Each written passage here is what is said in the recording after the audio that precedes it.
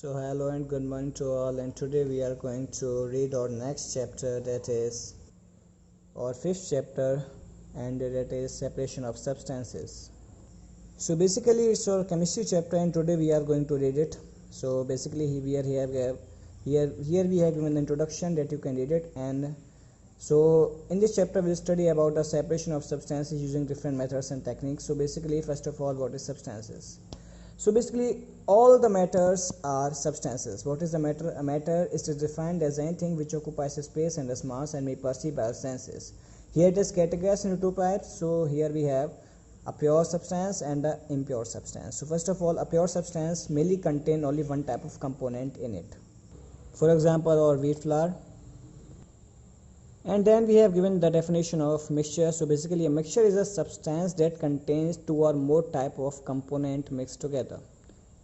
And then here we have given two types of mixture, that are uniform mixture and non-uniform mixture. So here we have also given example, that is water and salt, and as you know that the salt and water is a uniform mixture because it can't be seen, that the salt and water cannot be seen with the naked eyes. But for some time when we used to dissolve in it, we used to see it for some time, but after some time it completely dissolved in it. That's why it is a uniform mixture. In case of uniform mixture, when we used to dissolve some gravels or sand in soil, in water, so for some time or for all the time you can see it for main duration of time, for long duration of time. That's why it is a non-uniform mixture. And in case of uniform mixture, the particles, we can say that a constituent substance dissolve complete in it and looks transparent to us. But in case of non-uniform mixture, we can see the constituent particle in it, for example the sand in water, and many more are there. So basically here we have given the next topic, that is the need for separation of component from a mixture. So here we have given our first point, that is to remove the undesirable substances. So basically when we used to make tea in our homes, we used to separate the tea leaves from it after making it because it is undesirable substance, and we used to do it with the help of a strainer. And then after your next point, that is to get the desirable substance. So basically, and then after we have to obtain the pure substance. So basically what is the pure substance? A pure substance is a substance which mainly contain one type of atom or molecules or any other compound in it. Only one type of element should be there. For example, or metals here, and many more things are there. Then after we have the methods of separation. So basically our first point is the separation of solids from solids. So basically here is a very common example, and we used to often do in our homes. So basically the hand picking is there. Hand picking, so here we have the hand picking, that is the method of separation of substances, undesirable substances from a mixture by using hand. And then after we have given also some example here that you can read easily. And this method is generally used for when there is a difference in size, color, shape, or desirable and undesirable constituent of a mixture. Then after the component to be separated largely and easily distinguishable, and unwanted materials are present in small quantities. So our next topic is the threshing. So basically threshing is the separation of grains from the stalk. And threshing can be done manually by beating the bundles of stalk attached to the grains on a hard surface, or by allowing the animals such as the bullocks to crush the stalks, and then the grains are separated from the stalks. Here we win a lot of examples, and by using this process we use many threshers, machines that are called threshers, to perform this process. And after we have next process, that is called winnowing. So basically winnowing is the separation of chaff from the grains by using wind, with the help of wind. So basically main fact behind this, that the chaff are light in weight as computer grains, and that's why they fall down when they are dropped at a certain height. So basically here we have given and more information about it that you can read easily. And then after we have next process, that is sieving. So basically this method used for the separation of the component of mixture on the basis of the size of the particles. And this process is performed through a sieve. What is a sieve? A sieve is a mesh which has holes through it, that you can see here.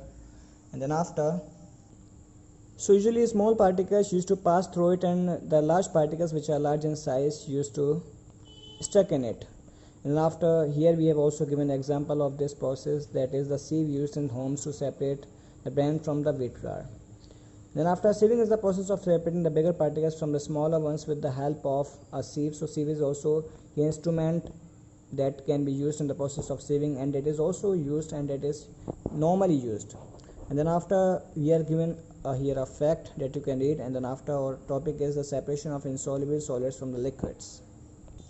And in this we have our first point, that is sedimentation. Sediment is the setting down of heavy particles at the bottom, and that is called sedimentation. Heavy substances or components that are set down at the bottom of the container is called sediment.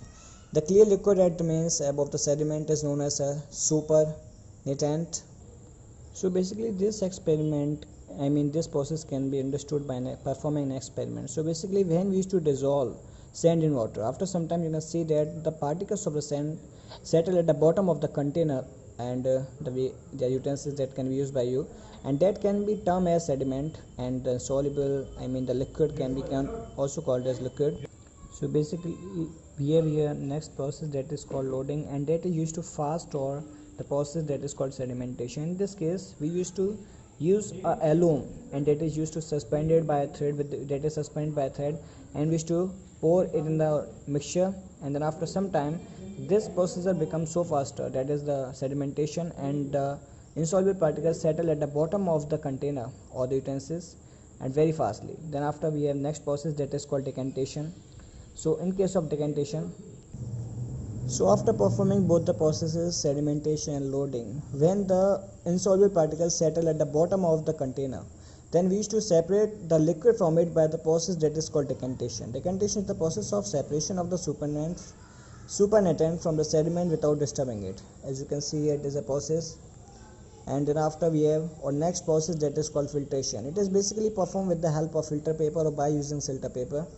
And then after this process we used to separate the insoluble substance from the water by using filter paper.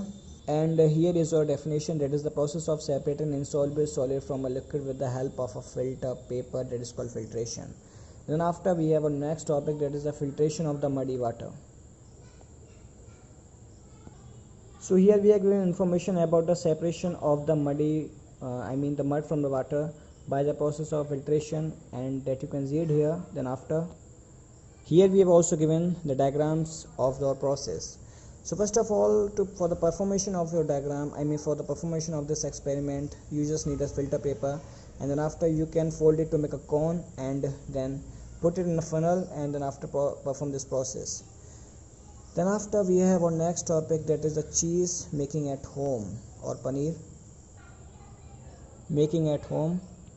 So here we have given our the activity which you can perform at your home, and that is the paneer making at home. So basically for the performation of this activity you just need some milk, and which you need to boil, and after boiling the milk you can add some lemon juice, which usually contain the citric acid, and then after some time the liquid will separate from residue, and you can obtain this residue with the help of the cloth, and that is called the cottage paneer. Then after we have the separation of soluble solids from liquids, that is evaporation. Evaporation is basically the process. So evaporation is the process of conversion of water into water molecules or water vapors just only because of heat. So until the liquid component that converts into water, whereas the dissolved, something that is dissolved in it can be left as a residue in the container. So thus solid components of a solution is recovered with the help of this process. That's why we are calling it as evaporation. And this method is commonly used for the separation of the salt from the seawater by evaporating it. And after we have given our next process, that is called condensation. Condensation is the conversion of So basically it is the process of conversion of liquid state of water, the vapor state of water into liquid by cooling it. That is called condensation. And here we have given our next topic, that is the use of more than one method to separate one mixture. So here it is given the information which you can read by your own, and then after we have our next topic, that is how much is the solubility. So here we have given our second activity, and then after you can perform this activity at your home by your own, and we are going on further. So here we have given a saturated solution, that is a solution which cannot dissolve any more substance in it at a given temperature. And after, the maximum amount of substance that can be dissolved in a fixed amount of water at a particular temperature, that is known as solubility of that substance. And when the temperature of a solution is raised by heating, means on increasing the temperature, the more amount of soluble substance can be dissolved in water. And the reason for this is given here. This happens because the liquid particles have some more spaces between them, and when the solid with some particle is added to it, the particles of solid get arrested in the spaces, and that's why it is dissolved in it.